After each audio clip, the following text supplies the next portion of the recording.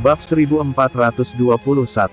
Seluruh sekte langit telah dihiasi dengan lampu dan dekorasi warna-warni. Itu terlihat sangat meriah, bahkan, sudah ada yang menggantungkan sutra merah.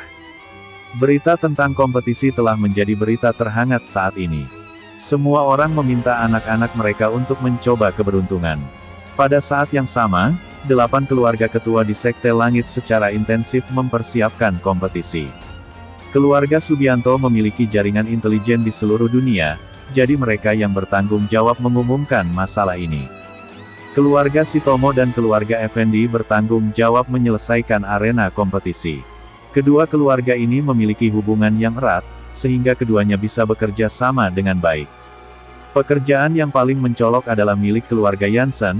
Semua pekerjaan kotor diberikan kepada mereka, termasuk mengumpulkan semua informasi untuk pendaftaran. Pemimpin keluarga Jansen, Gani, menggebrak meja. Semua orang di ruangan mengerutkan kening melihat itu. Kami keluarga Jansen, walaupun yang paling bawah dari 8 keluarga lainnya, kami juga salah satu dari keluarga ketua. Melakukan pekerjaan seperti ini, apa mereka menganggap kami sebagai pelayan? Sudah berapa kali aku bilang padamu, jaga emosimu, jangan bersikap sembrono seperti ini. Kalau kamu tidak senang, kenapa kamu tidak menemuinya saja? Untuk apa marah-marah di sini? Yang berbicara adalah Garung, kakak pertama dari 3 bersaudara keluarga Jansen. Walaupun Garung tidak menduduki kursi pemimpin keluarga, sebagai yang tertua, dia masih sangat dihormati di dalam keluarga Jansen. Saudaraku, kamu tahu gak, kita telah ditindas oleh mereka beberapa tahun ini. Aku benar-benar tidak bisa menerima semua ini. Wajah Gani penuh kebencian.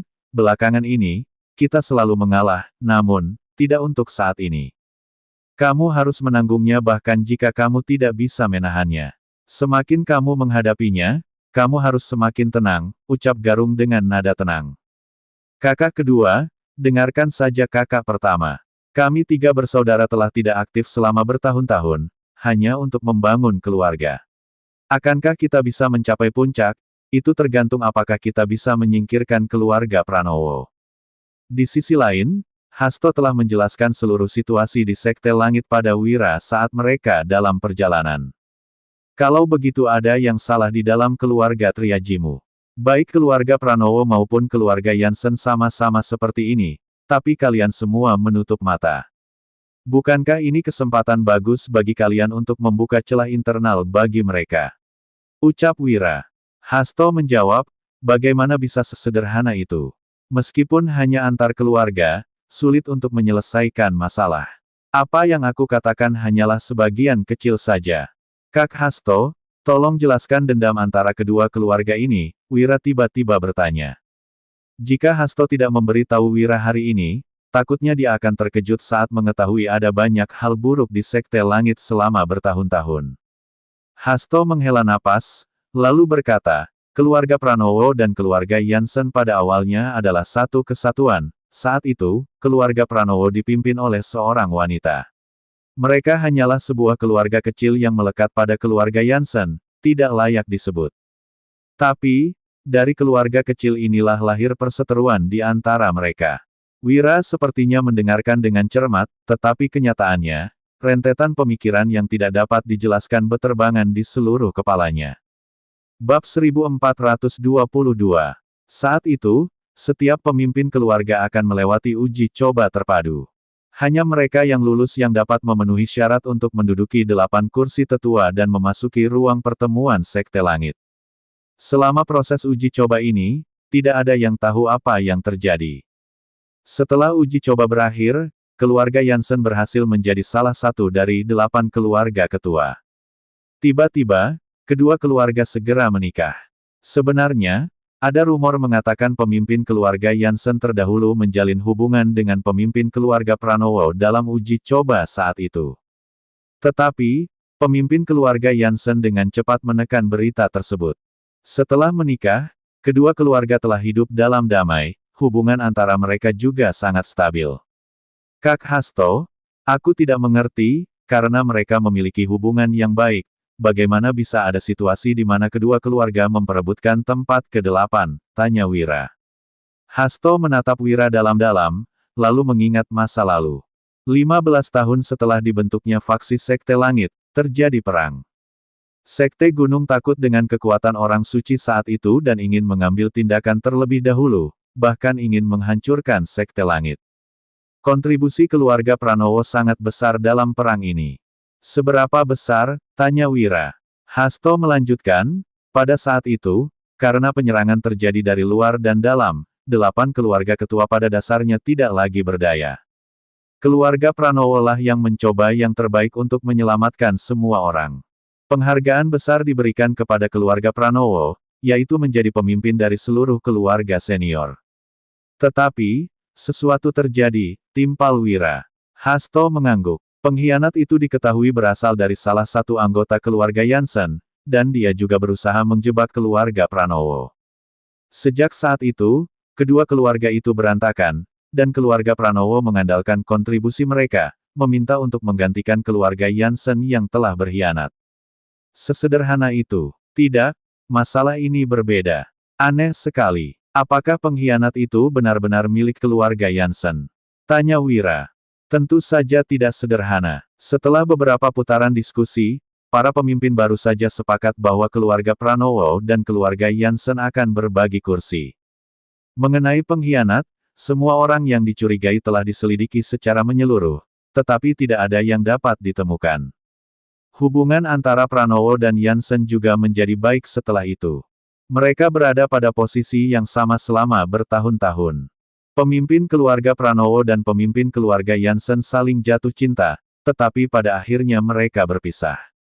Belakangan ini, mereka cenderung untuk saling mengungguli. Keluarga Jansen percaya kesalahan terbesarnya ialah memberikan peluang keluarga Pranowo untuk bangkit. Keluarga Pranowo semakin mendominasi, tidak bisa menahan diri untuk tidak menekan Jansen. Wira menimpali, alih-alih belajar bagaimana memperkuat dirinya sendiri, keluarga Jansen malah mencari kambing hitam. Saya pikir keluarga Jansen tidak punya banyak energi lagi. Hasto memandang Wira sambil tersenyum, ketua sekte juga pernah mengatakan ini saat itu. Pahlawan memang punya pemikiran yang sama, puji Hasto. Hasto menarik napas dalam-dalam, lalu melanjutkan, sejak saat itu, keluarga Jansen mengangkat anak kedua menjadi pemimpin dan menutup diri. Setelah bertahun-tahun, keluarga itu menjadi semakin seperti cangkang kosong, anak-anak mereka juga tidak ingin membuat kemajuan. Tapi sekarang, situasinya perlahan-lahan berbalik, meski di permukaan keluarga Jansen lemah, namun nyatanya keluarga Pranowo tidak dapat merebut kursi setengahnya dari keluarga Jansen. Benarkan, ucap Wira. Pemahamanmu tentang situasinya cukup baik. Seperti yang kamu katakan, mereka berdua diam-diam membangun kekuatan dan ingin mengambil kembali setengah kursi untuk diri mereka sendiri. Hasto tahu bahwa Wira sangat berpengetahuan tentang urusan dunia, tetapi dia tidak menyangka bahwa latar belakang sekecil itu dapat memungkinkannya untuk menyimpulkan situasi saat ini. Dia juga sedikit terkejut dan tidak bisa menahan diri untuk tidak mengagumi Wira. Wira melanjutkan, aku yakin pasti ada hal lain yang terjadi selama bertahun-tahun. Bab 1423. Tentu saja, mengenai apa yang terjadi pada mereka nanti, aku gak niat untuk menyelidikinya. Itu hanya bahan bakar untuk memperdalam konflik di antara mereka. Petik 2. Hasto tidak tahu bagaimana lagi harus memuji pemuda di depannya ini. Dia semakin merasa pilihan awalnya benar. Aku akan menceritakannya kepadamu sepanjang jalan. Baiklah, jawab Wira. Di aula keluarga Jansen, ketiga bersaudara itu masih mendiskusikan masalah. Saudaraku, apakah menurutmu ada hal lain yang perlu kita lakukan kali ini? Kompetisi pernikahan akan segera dimulai, dan pria itu akan puas. Gani meminta nasihat kepada kakak tertua yang duduk di tempat pertama dengan ragu. Garung menjawab, kita telah menyelesaikan tugas. Sisanya, kita harus merencanakan sendiri, kita tidak bisa menaruh semua harapan kita padanya. Kakak benar, saya sudah cukup menanggungnya selama ini, Gani berbicara seraya menggosok-gosok lengan bajunya. Ketiga tuan, ketua sekte mengundang beberapa dari kalian untuk datang. Seorang pelayan berdiri di luar aula dengan kepala tertunduk, menunggu jawaban dari ketiga bersaudara. Oh, kembalilah dan suruh lelaki tua itu untuk tinggal di rumah, kita tidak akan mempersulitnya, jangan berpikir untuk bertemu kami sepanjang hari. Teriak Gani dari dalam aula. Ya, saya akan melaporkan kembali sekarang, pelayan itu segera pergi. Setelah beberapa saat, Gani berkata, sepertinya aku masih belum memahami sesuatu. Gani melirik Garung, lalu melanjutkan, bahkan, jika kita dapat menemukan menantu, manfaat apa yang akan kita dapatkan? Keluarga Triaji, Puspa, pasti bisa menunda pernikahannya atau, singkatnya, ada banyak celah yang bisa mereka gunakan. Garung membalas, saudara, saya mengatakan bahwa Anda terlalu naif, langkah pertama telah kita ambil, dan langkah selanjutnya akan jauh lebih mudah. Anda harus memikirkan baik-baik apa yang dapat kita lakukan dengan bertanggung jawab dalam mengumpulkan informasi untuk pendaftaran. Saudaraku, tentu saja aku tahu kita bisa lebih mudah memasukkan orang kita, tapi, apakah ada yang bisa melakukannya? Gani merasa seperti ada layar di depannya, seolah jawabannya sudah dekat, tapi dia masih tidak bisa memahaminya. Garung menghela nafas, lalu berkata, saudaraku, kita dapat memilih untuk membiarkan beberapa orang masuk dan beberapa tidak. Adapun orang-orang yang masuk, mereka memiliki tugas masing-masing dan kita tidak perlu khawatir tentang hal itu. Garung berdiri dan membereskan pakaiannya, lalu melanjutkan, tidak hanya itu, kita juga bisa memanfaatkan kesempatan ini untuk mencari orang yang berlatih teknik itu. Apakah kamu mengerti? Saudaraku, jangan khawatir, aku mengerti, aku akan mengurus masalah ini. Baiklah, jika kamu mengerti, maka kakakmu sangat menyarankan untuk lebih berhati-hati, dan jangan bertindak sembrono. Oke, ayo pergi dan lakukan pekerjaan kita. Tidak ada yang memperhatikan bahwa sesosok hitam melintas melewati atap, dan dalam beberapa lompatan, dia tiba di sebuah rumah yang sederhana. Kemudian dia masuk ke dalam ruangan rahasia yang gelap, tempat seseorang telah menunggu lama. Bagaimana, Tuan? Ketiga bersaudara keluarga Yansen bertindak sesuai rencana. Apakah kami perlu memberi mereka bantuan? Tidak, jika mereka tidak dapat menangani hal-hal kecil seperti itu dengan baik, maka mereka tidak perlu berpartisipasi dalam rencana besar di masa depan. Sesosok berjubah hitam itu mengangguk, lalu melanjutkan, ada satu hal lagi yang harus dilaporkan kepada Tuan. Dengan membelakangi pria berjubah hitam, pria itu mengerutkan kening, merasa bahwa bawahannya sangat bertele-tele hari ini. Bab 1424. Jika ingin mengatakan sesuatu, katakan saja, jangan bertele-tele seperti ini. Tuan, bukan hamba ingin bertele, hanya saja, masalahnya masih belum pasti. Pria berjubah hitam itu berhenti sejenak, lalu melanjutkan. Tuan, mata-mata di luar kota melaporkan, bahwa mereka melihat Hasto bersama seorang pemuda sedang mengarah ke Sekte Langit. Menurutku, pria di sebelahnya adalah target kita. Oh, menarik. Hasto membawa seseorang tepat waktu untuk kompetisi. Kalau begitu, apakah kita perlu mencegatnya di tengah jalan? Tanya pria berjubah hitam. Mencegat. Pria itu berpikir sejenak lalu berkata, aku tidak yakin kamu bisa melakukannya, tapi, itu bagus untuk mencoba mengetahui seberapa tinggi kemampuan yang dia miliki. Saya mengerti. Pria berbaju hitam menerima perintah itu, membungkuk, lalu pergi. Situasi di Sekte Langit semakin kacau. Di tengah hutan belantara, Wira dan Hasto mengurangi kecepatan kuda mereka. Kak Hasto, kita akan segera sampai, kemana kita harus pergi dulu? Wira sekarang memiliki pemahaman, dan sangat penasaran dengan Sekte Langit. Aku akan membawamu langsung menuju kediaman keluarga Triaji. Adapun selanjutnya, nanti kita bahas perlahan. Tapi, aku ingat satu hal lagi. Aku tidak tahu apakah itu benar-benar akan terjadi. Apa? Tanya Wira. Mereka sudah ada di sini, ucap Hasto. Dia merasa lingkungan di sekitarnya tidak biasa dan agak terlalu sepi. Keduanya saling memandang, berpura-pura tidak memperhatikan apapun, dan terus memacukan kuda ke depan. Pada saat ini, tiba-tiba mereka memperlambat kecepatan kuda seolah-olah mereka sedang bersantai. Kak Hasto, sesampainya kita di Sekte Langit, kamu tidak boleh pelit, dan harus mengajakku mencicipi minuman terbaikmu. Haha, kita bersaudara dan kamu berkesempatan untuk datang, tentu saja aku harus bertindak sebagai tuan rumah. Kak Hasto memang orang yang peduli sesama keluarga, aku memutuskan, kita akan mabuk setelah tiba di sana. Itu pasti, timpal Hasto. Tidak butuh waktu lama, beberapa orang tiba-tiba muncul di depan dan sekitar mereka. 10 pria berbaju hitam, masing-masing memegang pedang, bergegas menyerang mereka. Aura pembunuh yang kuat membuat kuda-kuda mereka ketakutan. Melihat situasi ini, mereka berdua buru-buru melompat menghindari sabetan pedang.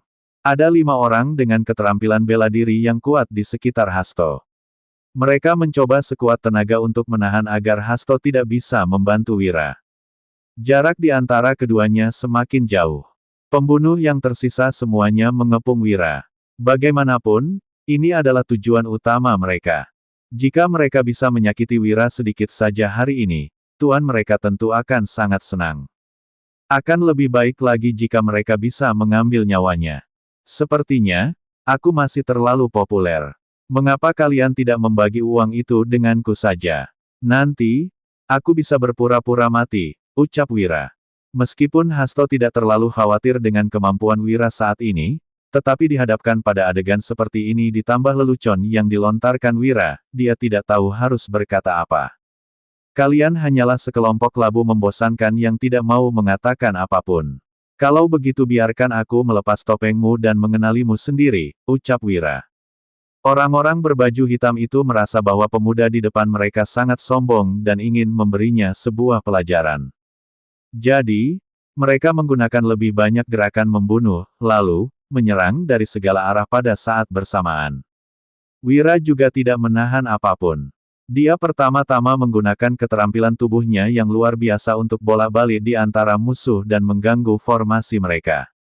Kemudian dia menggunakan kekuatannya sendiri, memilih salah satu dari mereka, lalu melancarkan pukulan beruntun ke arah kepala dan selangkangan musuh. Orang-orang hanya bisa melihat titik hitam kecil terbang keluar dari tengah medan perang. Mereka bahkan dapat melihat darah yang sesekali tercipratkan. Bab 1425. Ya Tuhan, aku tidak tahu siapa yang memprovokasi iblis ini.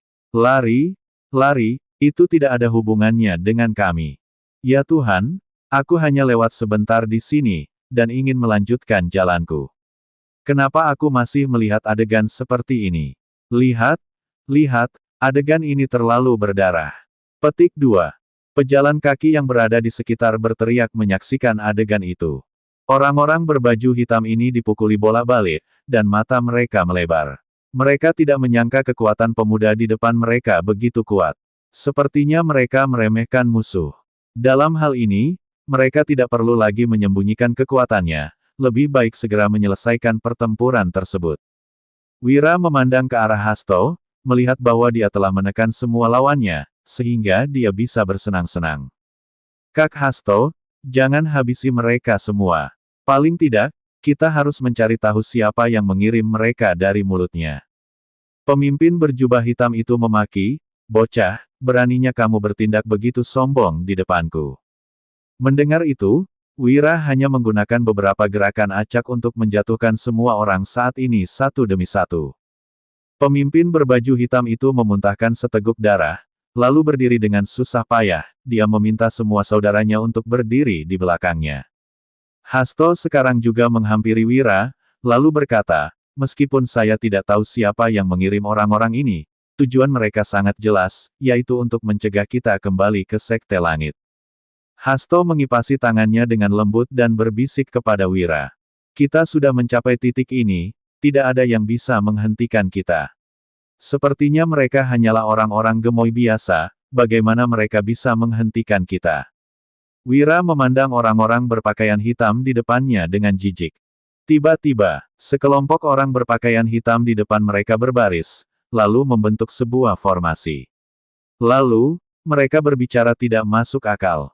Wira tidak mengerti apa yang dilihatnya, kelihatannya aneh, tetapi sebenarnya sangat sederhana. Hahaha, formasi ini telah kami latih keras sejak kecil. Tidak mungkin kalian bisa menghancurkannya.